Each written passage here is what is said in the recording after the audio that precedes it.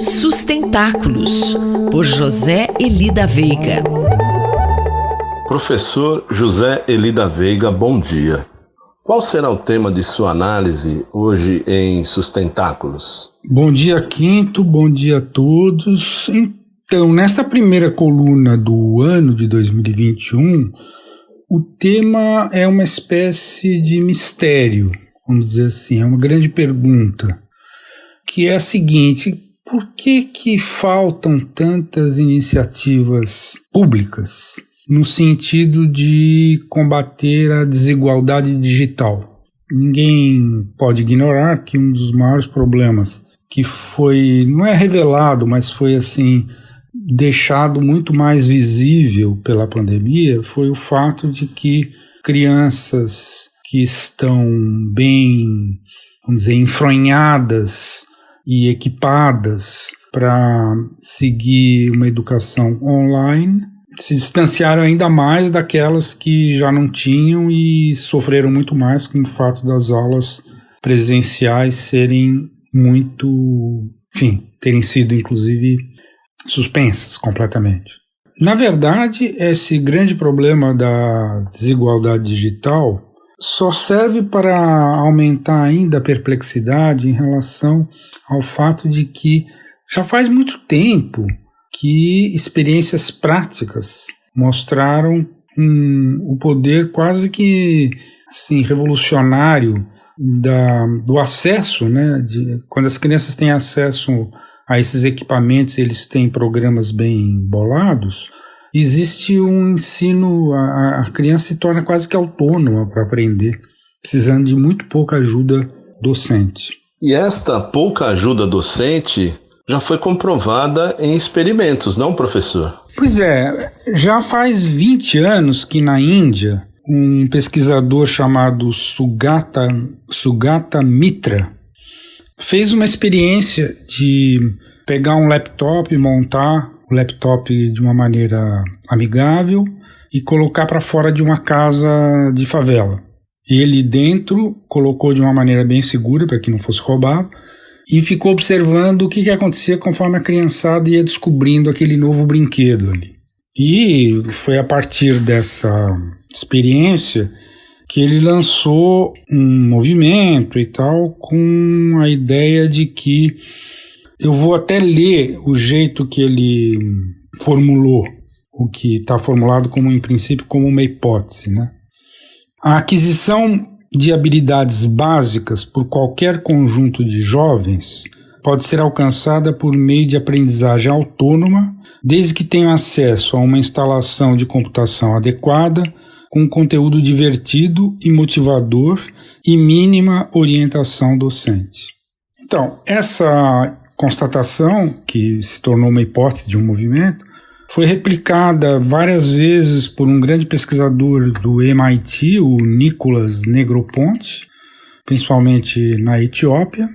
E há alguns anos, em 2017, isso se tornou motivo para um grande prêmio, né, o Global Learning X Prize, patrocinado pelo Elon Musk e com a Google. E eles aplicaram e constataram a mesma coisa em 167 vilarejos da Tanzânia. Então, o que eu citei foram 3 experiências importantes, as 3 de iniciativa de um pesquisador ou de um laboratório do MIT ou de um milionário como o Elon Musk e com a empresa Google, né?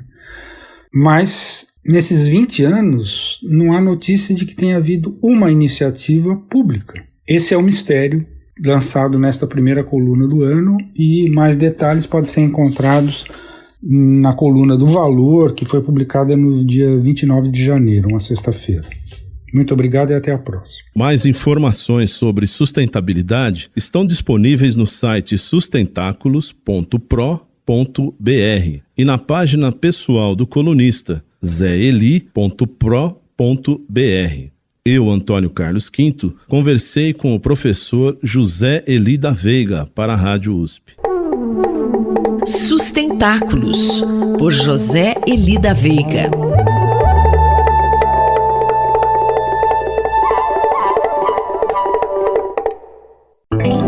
Cidade para Todos, por Raquel Ronick. Professora Raquel Ronick, a Praça do Pôr do Sol foi cercada para evitar aglomerações em tempos de pandemia. O problema é que esse assunto está gerando muita reclamação de moradores e usuários. Bom dia. Bom dia, Sandra. Bom dia, ouvintes da Rádio USP.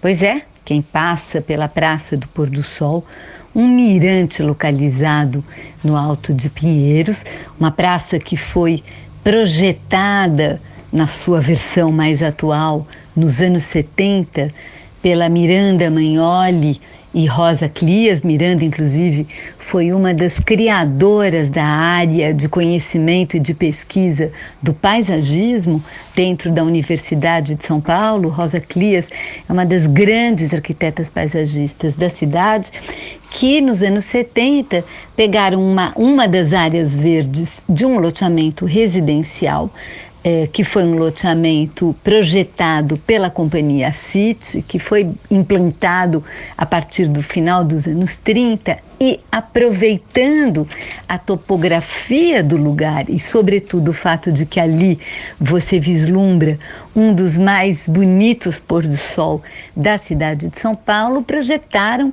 uma arquibancada para isso, né? Esse que era o projeto original da praça. E desde então ela vem sendo usada, né, no final do dia, especialmente nos fins de semana, juntando as pessoas que querem ver o pôr do sol ali. Mais recentemente, digamos, aproximadamente 6, 7 anos atrás, ela começou a atrair muito mais gente além dos próprios moradores da região. Começou a atrair, digamos, uma quantidade enorme de pessoas no pôr do sol que também começaram a usar esse local nas noites, no final de semana, fazendo baladas, e isso começou a gerar um enorme conflito naquele espaço, especialmente com os moradores do entorno, incomodados com o barulho, incomodados com as cenas de consumo de droga, enfim, incomodados com essa presença ali, com o lixo que ela gerava, com a falta de cuidado. Desde então, há um enorme debate nesse lugar a respeito do destino dessa praça. Tentativas de fechá-la e gradeá-la já começaram a acontecer desde 2015, e é exatamente neste período que sai um decreto transformando essa praça em parque, no sentido de poder fechar e passá-la para a gestão da Secretaria do Verde, na medida que parques são fechados e praças não, e com isso criar uma condição de controle impedindo essa aglomeração. A ideia de que ela teria que ser cercada já começou também a se estruturar, inclusive por próprios moradores da região, desde então que, tendo um parque, um conselho participativo, elegeram representantes que sistematicamente foram contrários ao gradeamento da praça e favoráveis a se montar uma estrutura muito melhor de vigilância, de limpeza, de controle, para que pudesse receber mais gente sem que fosse fechada. Mas agora fomos surpreendidos durante a pandemia, primeiro com um tapume enorme, e agora se vislumbra um gradeamento, inclusive com tela de galinheiro, fechando essa praça, Sandra. Bom, professora, já está cercada pela prefeitura e vai ficar assim a partir de agora, é isso? Num processo bastante secreto, sem nenhum debate público, a prefeitura gasta mais de R$600 mil para gradear uma praça com tela de galinheiro, enfim, contrariando completamente a própria ideia, né, de mirante, de espaço aberto para o exterior, que é essa a própria definição do projeto desse lugar, e sob o pretexto de evitar aglomerações durante a pandemia, né? Há que se perguntar várias questões, quer dizer, se evita aglomeração durante a pandemia neste lugar, mas no transporte público a mesma prefeitura não tem tomado exatamente essa mesma medida. Além do mais, não há nenhuma dúvida de que se trata de um conflito muito claro, e que as reclamações dos moradores moradores em relação a barulho, etc., também tem todo sentido. Entretanto, a gente sabe muito bem que a pior maneira de se trabalhar um conflito é estabelecer um muro. O muro agrava o conflito, o muro não resolve o conflito, além do muro acaba degradando e deteriorando o próprio sentido de uma praça como essa. O que é absolutamente necessário fazer é um investimento no sentido da melhoria da segurança, da melhoria da limpeza, da instalação de equipamentos que possam administrar isso, inclusive controlar esse uso em relação a horários muito tarde da noite, mas de forma nenhuma arrebentar um projeto público, de um espaço público, com uma tela de galinheiro, porque não é possível, não tem capacidade de lidar com esse tipo de conflito, a não ser construindo um apartheid. Eu sou Sandra Capomatti, você ouviu a professora Raquel Ronick, da Faculdade de Arquitetura e Urbanismo da Universidade de São Paulo. Cidade para Todos, por Raquel Ronick. Espaço em Obra, por Guilherme Wisnik. Olá, professor Guilherme Wisnik, bom dia. Hoje a sua coluna será de homenagem, não é? Sim, Márcia, eu queria essa semana homenagear o Fernando Barbosa, o querido Barba, fundador do grupo Barbatuques, que faleceu, infelizmente, jovem, aos 49 anos, no último dia 4 de fevereiro.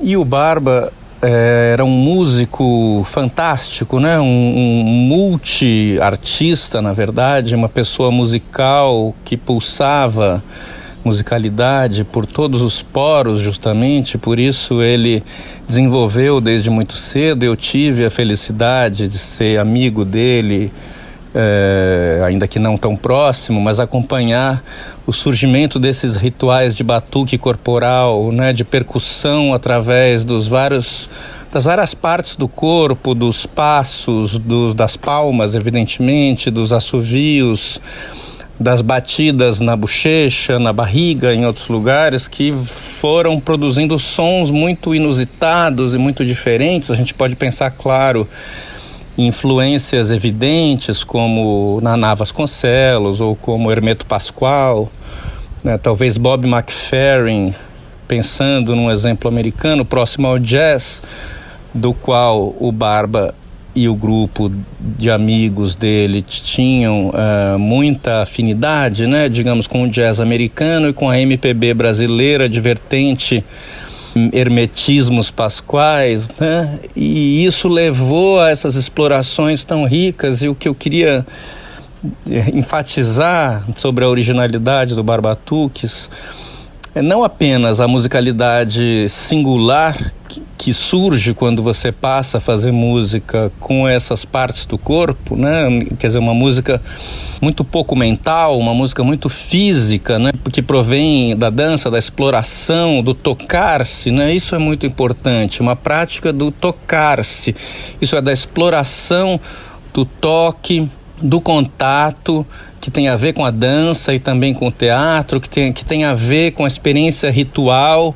Por isso tem a ver com heranças africanas, tem a ver com heranças indígenas, né, muito menos europeias nesse sentido, que foram filtradas pelo conhecimento e inteligência musical desses músicos guiados pelo Barba e que criaram alguma coisa muito nova e muito incrível, né, que eu queria então deixar aqui como uma grande homenagem a esse músico que nos deixou, mas cuja presença, cuja influência e cuja alegria continuam sempre a nos contagiar. Então, querido Barba, e para vocês, os ouvintes da Rádio USP, aqui um pouco do Barbatuques do disco Corpo do Som, de 2004. Este foi o professor Guilherme Wisnik, que conversou comigo, Márcia Vanza.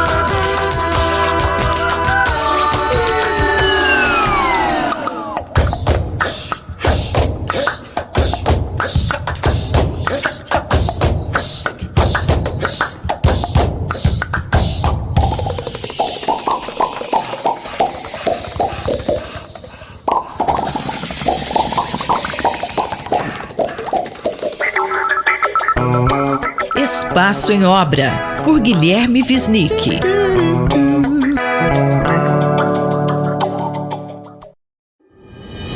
Cotidiano na Metrópole, com o professor Nabil Bonduki. Olá, professor Nabil. O assunto da coluna de hoje são as mudanças nas nossas cidades por causa da pandemia. Pois é, Denis, nós vamos ver muitas modificações acontecendo na cidade nos próximos meses, nos próximos anos, em decorrência da pandemia. Uma pandemia que a gente não sabe ainda quanto tempo vai durar e que nesse momento está no pico, E por incrível que pareça, essa segunda onda está sendo mais mortal do que a primeira, embora nós tenhamos perspectivas de vacinação. Mas um dos aspectos importantes de alteração da cidade em função da pandemia é certamente a mudança do local de trabalho de muita gente, Muita gente começou, em função da pandemia, fazer o home office, trabalhar em casa, e isso é uma tendência que, ao que tudo indica, não vai se encerrar com a pandemia, vai ter continuidade e nós vamos ter novas modalidades de trabalho. Isso já é muito sentido no mercado de locação ou de venda dos imóveis voltados para escritórios. Nós tivemos aí, nesse ano passado, uma elevação de 50% dos espaços ociosos, passou de torno de 13% dos espaços de escritórios ociosos, vazios, para 20%. E a tendência nesse ano é aumentar ainda mais em função da entrega de aproximadamente 200 mil metros quadrados de área de escritórios no país. No Rio de Janeiro, a ociosidade já alcança 40%. Então isso é reflexo de uma alteração importante. Muitas grandes empresas estão reduzindo enormemente seu espaço de trabalho, Outras estão abandonando totalmente o trabalho em escritório, Todos os trabalhadores, todos os funcionários trabalham a partir das suas casas e a gente não sabe se isso vai permanecer ou se vai haver uma alteração, mas certamente nós não vamos voltar à situação anterior e isso vai trazer aí um impacto importante nesse mercado imobiliário e certamente as cidades vão ter que mudar, de repensar esses grandes bairros que são voltados hoje para escritórios. E na sua opinião, qual que é o futuro dos bairros que concentram esses escritórios? Pois é, eu acho que certamente nós vamos ter aí uma necessidade de alterar o uso desses espaços de escritório. Veja que isso normalmente tem acontecido na cidade, com a obsolescência de prédios de escritório, por exemplo, na área central, nós tivemos muitos espaços que foram abandonados, mas depois de 20, 30, 40, 50 anos de uso. E o que vai acontecer em alguns bairros, como por exemplo na Vila Olímpia, nessa região toda na marginal do Rio Pinheiros, onde se construíram grandes lajes de escritórios e que muitos deles hoje estão desocupados, é a necessidade desses espaços serem repensados. Senão nós vamos ter uma obsolescência desses espaços precoce, em função da retração, da necessidade do uso desses espaços. Então, certamente, projetos vão ter que ser repensados, em alguns casos, inclusive, transformação de edifícios comerciais em edifícios residenciais. Não é uma transformação simples, mas talvez ela tenha que acontecer em função da própria mudança do mercado. E, por outro lado, nós vamos ter, no mercado residencial, já estamos tendo uma procura de moradia onde exista espaços específicos para o trabalho. Ou seja, nós tivemos nos últimos anos uma tendência de redução da área das habitações, mas hoje está ficando cada vez mais difícil para as pessoas ficarem em espaços pequenos, tendo que dividir esse espaço para o uso cotidiano das casas e também para o trabalho. Eu, Denis Pacheco, conversei com o professor Nabil Bonduki para a Rádio USP. Cotidiano na Metrópole, com o professor Nabil Bonduki.